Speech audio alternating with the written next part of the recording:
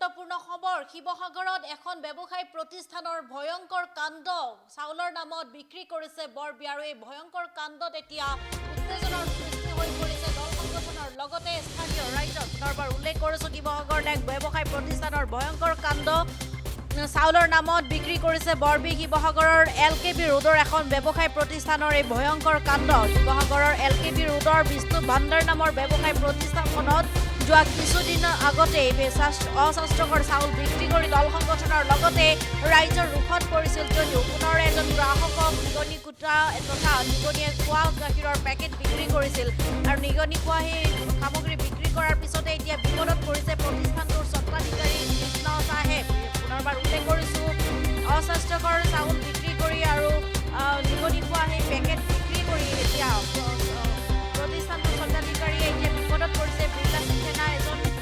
বিৰলাচিত থানাৰ এজন সদস্য গাখীৰৰ পেকেট বিক্ৰী কৰিছিল আৰু সেই বিৰলাচিত থানাৰ সদস্যসকলে ব্যৱসায়ী প্ৰতিষ্ঠানত উপস্থিত হয় আৰু খাদ্য সুৰক্ষা বিভাগক সমগ্ৰ ঘটনাৰ অৱগত কৰাৰ পিছতে খাদ্য সুৰক্ষা বিভাগৰ বিষয়ে উপস্থিত হৈ ঘটনাৰ বুজ লোৱাৰ লগতে সতৰ্কবাণী প্ৰদান কৰিছে ইতিমধ্যে আৰু প্ৰতিষ্ঠানটোৰ স্বত্বাধিকাৰী কৃষ্ণ চাহক বিৰলাচিত থানাই ব্যৱসায়ী প্ৰতিষ্ঠানখন অনিৰ্দিষ্ট কাললৈ বন্ধ কৰাৰ লগতে তলা লগাই দিয়া ইতিমধ্যে দৃশ্যাংশ পৰিলক্ষিত হৈছে খাদ্য সুৰক্ষা বিভাগৰ ফালৰ পৰা সংগ্ৰহ কৰা নমুনাৰ ফলাফল নহালৈকে বন্ধ থাকিব বুলি দাবী উত্থাপন কৰিছে বিৰলাচিত থানাই পুনৰবাৰ আমি দৃশ্যাংশৰ সহায়ত দেখুৱাইছোঁ এইখন আচলতে শিৱসাগৰ LKB ৰোডৰ এখন ব্যৱসায়ী প্ৰতিষ্ঠান আৰু বিষ্ণু ভাণ্ডাৰ নামৰ এই ব্যৱসায়ী প্ৰতিষ্ঠানখনে আচলতে দীৰ্ঘদিন ধৰি অস্বাস্থ্যকৰ চাউল বিক্ৰী কৰি আহিছিল আৰু অৱশেষত স্থানীয় ৰাইজৰ লগতে দল সংগঠনৰ ৰোষত পৰিছে স্বত্বাধিকাৰী কৃষ্ণ চাহে তাৰ পিছতে বিৰলাচিত থানাই স্বাস্থ্য সুৰক্ষা বিভাগক এই খবৰ অৱগত কৰিছিল আৰু এই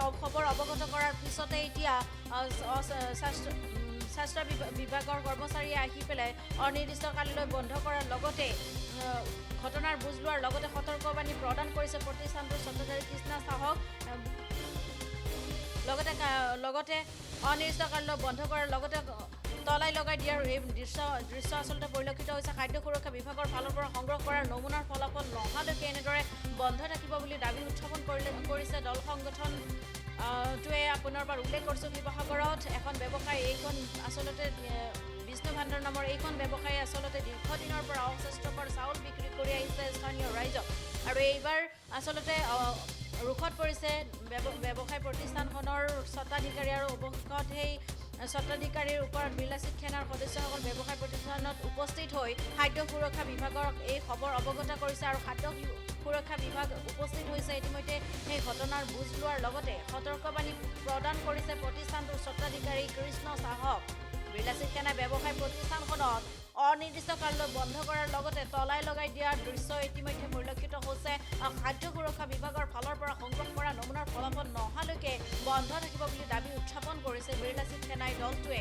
শিৱসাগৰত এই প্ৰতিষ্ঠানখনে এতিয়া এক ভয়ংকৰ কাণ্ড কৰিছে চাউলৰ নামত বিক্ৰী কৰি আছে বৰবি শিৱসাগৰৰ LKB ৰোডৰ এইখন ব্যৱসায়ী প্ৰতিষ্ঠানে আচলতে ভয়ংকৰ কাণ্ড কৰি আহিছে শিৱসাগৰৰ এইখন বিষ্ণু ভাণ্ডাৰ নামৰ এইখন প্ৰতিষ্ঠানে অস্বাস্থ্যকৰ চাউল বিক্ৰী কৰি এতিয়া অৱশেষত ৰাইজৰ লগতে দল সংগঠনৰ ৰোষত পৰিছে প্ৰতিষ্ঠানটোৰ স্বত্বাধিকাৰী কৃষ্ণ চাহে আৰু এই স্বত্বাধিকাৰী ৰোষত পৰাৰ পিছতে বিৰলাচিত থানাৰ এজন সদস্য গাখীৰ বিক্ৰী কৰিছিল আৰু তাৰ পিছতে বিৰলাচিত থানাৰ সদস্যসকলে প্ৰতিষ্ঠানখনত উপস্থিত হৈ খাদ্য সুৰক্ষা বিভাগক এই খবৰ অৱগত কৰিছিল আৰু এই খবৰ অৱগত কৰাৰ পিছতে এতিয়া খাদ্য সুৰক্ষা বিভাগ উপস্থিত হৈ ঘটনাৰ বুজ লোৱাৰ লগতে সতৰ্কবাণী প্ৰদান কৰিছে ইতিমধ্যে প্ৰতিষ্ঠানখনৰ স্বত্বাধিকাৰীজনক আৰু লগতে বিৰলাচিত থানাই ব্যৱসায়ী প্ৰতিষ্ঠানখনক অনিৰ্দিষ্টকাললৈ বন্ধ কৰাৰ দাবী উত্থাপন কৰিছে আৰু লগতে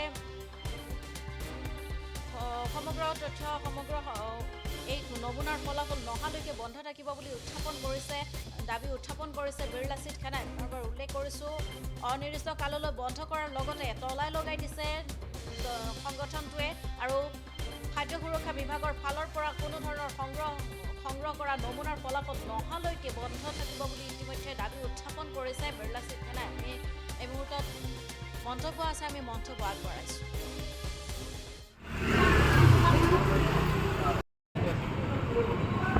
নিগনি খোৱাটো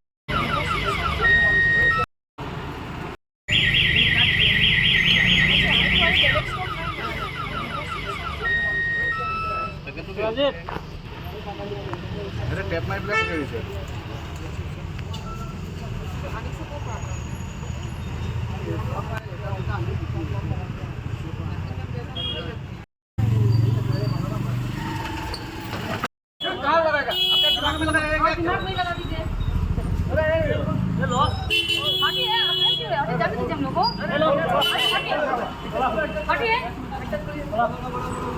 आप धक्का क्यों दे रहे हैं?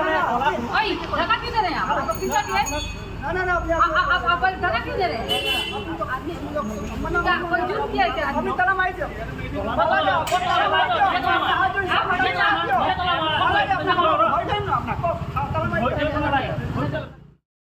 আজি এই শিৱসাগৰ টাউনৰ মাজমজিয়া এই মাৰুৱাইপট্টিত এই বিষ্ণু ভাণ্ডাৰ বুলি যোনখন দোকান, এই দোকানখনৰ পৰা এজন ব্যক্তিয়ে 1 কেজি এটা এই গাখীৰৰ টোপোলা লৈ গৈছিলে। সেই পাউডাৰ গাখীৰটো নিগনিয়ে কুটিলে, তাৰপিছত পলিথিন মাৰি তেওঁলোকে বিক্ৰী কৰি পঠাইছিলে। আৰু এই এখন দোকানৰ আৰু ইয়াত বহুত কেছ আছে। আজি 1.5 মাহৰ আগত গোটেই চাউলত ধূলি আৰু পোক চোক ওলোৱা চাউল বিকিছিলে। তেতিয়াও এখন দোকান বন্ধ কৰিবলৈ কোৱা হৈছিলে বা ফুড ডিপাৰ্টমেণ্টক কোনোবাই জনাইছিলে, কিন্তু ইয়াৰ ওপৰত একো একশ্যন নহ'ল। গতিকে আজি আমি ফুড ডিপাৰ্টমেণ্টকো খবৰ দিয়া হ'ল। বাইদেউগৰাকীও আহিছিলে, তেওঁলোকেও চালে। আৰু এইখন দোকানত যেতিয়ালৈকে ক্লিয়াৰ নকৰে, তেওঁলোকে ভাল বস্তু বিকিম বুলি যেতিয়ালৈকে আমাক কথা নিদিয়ে, কিন্তু তেতিয়ালৈকে এই দোকানখন বন্ধ থাকিব বুলি আমি ঘোষণা কৰিছোঁ। আমি বিল আছে নাই কিন্তু বন্ধ কৰি দিম শিৱসাগৰ নগৰ সমিতি। ধন্যবাদ। নাই দিলে তাৰ কিবা পাইছিল মই নাই স্কুললৈ গৈছোঁ। ল'ৰাটো আছিলে, ল'ৰাটো কেনেকৈ দিলে?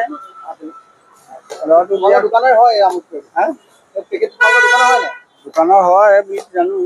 নিগনিয়ে গোটা বস্তু কেলৈ বিকিছিলে? নিগনিয়ে মই নাজানো, ল'ৰাটোৰ কাৰণ দিয়াৰ কাৰণে হৈছে, মই নাজানো।